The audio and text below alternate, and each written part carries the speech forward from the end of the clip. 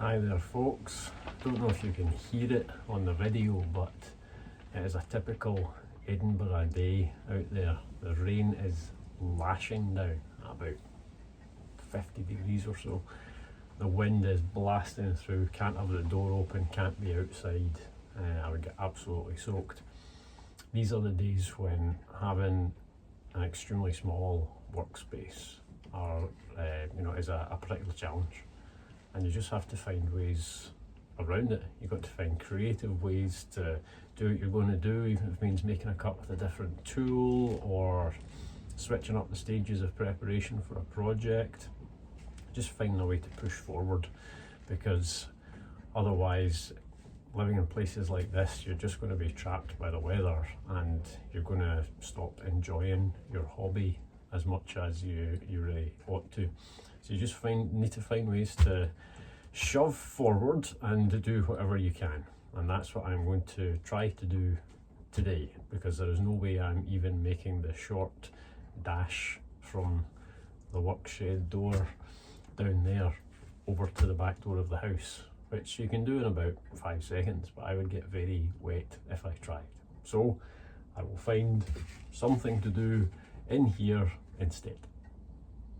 One of the things that's most awkward to do inside is actually one of the things I have to do most often is using the miter saw.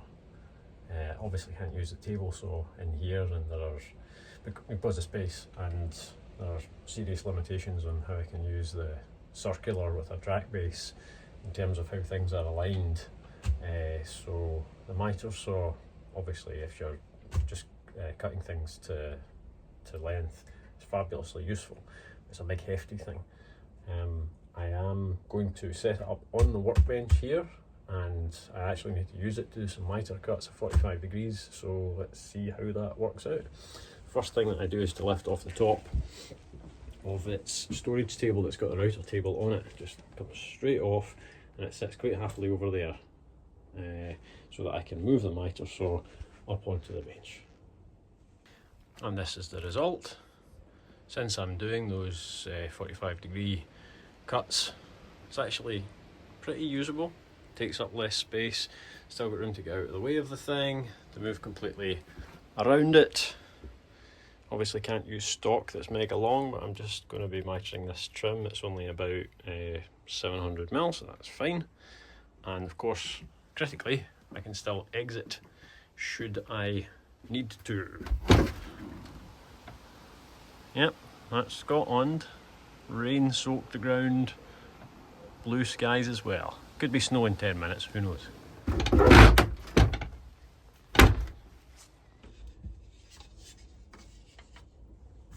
Bit of sawdust, couple of cuts.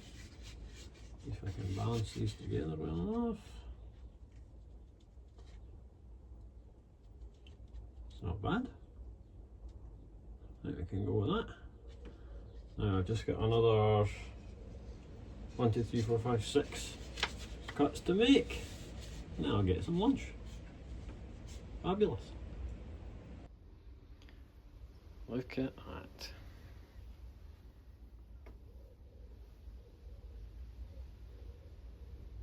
That is what it's all about, ladies and gentlemen. I love things that are calibrated properly and that cut square, or to exactly 45 degrees in this case. Love it, love it, love it. I'm going to take a wee break now, but one last tiny tip that I always use. I'm using a tool and have to walk away from it.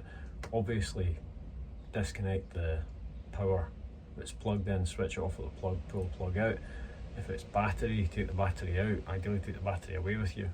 Put it all somewhere safe, because you can always little fingers can always access the saw blade even if the thing's switched off. But for your own safety, what I also do is the ear protection and the eye protection. I put them such that I can't use the tool until I've put that protection back on. The miter saw is really handy for this because big handle. So I just put my eye protectors around it, the strap there, and sort of clamp the ear protectors on so that I cannot use this thing, I cannot engage it, lift it up, certainly not make any cuts without having to take these things off. And when I take them off, I put them on. That's a pretty good tip. Safety first always.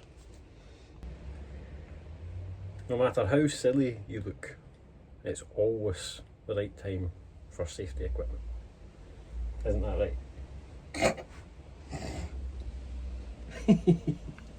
You're looking good, Tam. Hi. Hi. I have goggles on. You do have goggles on, and you look fantastic. And here we have it. This is just the fourth piece for the bottom bit of the frame because I just don't have a big enough workbench to do that inside without some serious messing about. It's looking pretty good. Fantastic. And here we are. 4 bits of trim, all mitered in, both sides, and same length, ready to be joined together onto the top of the garden table thing. My son was in here, helped me, had his eye protection, ear protection, off to the side. Obviously I put my hand in front of his wee face whenever this thing is on. He had great fun sitting sanding the little triangular offcuts, and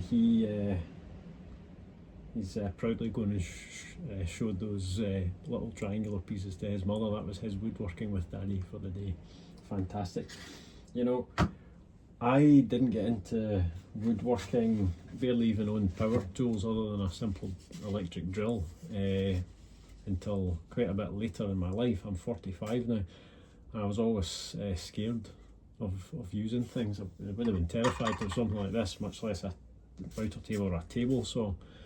And it stopped me doing a lot of things, and it stopped me getting a lot of satisfaction and feeling capable.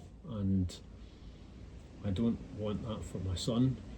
Obviously I almost never have him in here with me just for safety and prudence reasons, but I want him to feel that it's normal to be able to understand these machines and use these machines, and know that if you follow safety protocols, it's not something to fear, and it's something that he can master and something he can potentially get enjoyment out of later in his life as well. So it's not just an indulgence for me to have him involved in this a wee bit. He obviously loves being where Daddy is and doing things with the big loud machines with Daddy, but it's kind of a healing process for me as much as it is an opportunity for growth for him. So there you go.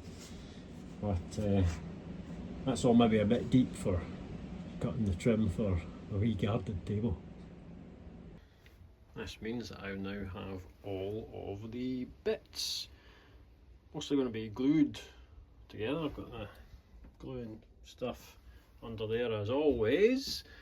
Clamps down at the far end, lots of clamping. These are the 4 legs. Decided that I won't need a 5th leg in the centre, but I did cut a 3rd horizontal support. Basically the legs come up and then there's a sort of flat square area with the lip that supports the paver. There's going to be a horizontal middle support there, even though it would easily take the weight, which is 16.5 kilos, without it. These are the various sides at the 2 different heights, and of course the mitered trim just cut today. That's a good load of wood. I've got some nice wee spare bits knocking about as well. Got a nice bit of the, what is it, 63, got this bit of the 89, and of course I've got some trim left over. And I do have to confess that, largely because I was so excited at having my son with me, I totally messed up one of the bits of trim. Cut them in opposing, well, in the same directions, which means that you obviously can't use it for a frame. Sort of marked it and turned it around the wrong way, but that's fine. It's a learning experience, and my son got another two little triangles to sand and proudly show to his mummy, so that's totally fine. This is my son's wee desk. He wanted one in the living room. What's this? Some wee cat person. Number blocks, fabulous. But yeah, this is his woodworking for the day, which he's super proud of. Joining these bits together to make squares and rectangles and so forth. So a nice wee productive day for both of us. Best bit about whiling away your time in the work shed is that I've been in here long enough that now the weather has substantially changed. Glorious. Might still rain in 5 minutes, but I'll take it. That's about all I'm going to do today. Still get these on because everything is still set up here. The miter saw is still just beneath the camera. There it is. Get that out of the way. And the place is covered in dust, of course. Normally I would do this sort of thing outside, so that dust extractor hose will be getting extended over here, get everything cleaned up. Making some progress. Next will be to start the glue ups of all this stuff piece by piece, and of course to route out the top edges, finalise the size for the perspex and get that ordered. More videos to come. Don't forget to subscribe, and thanks for taking the time to watch this. See you next time. Bye.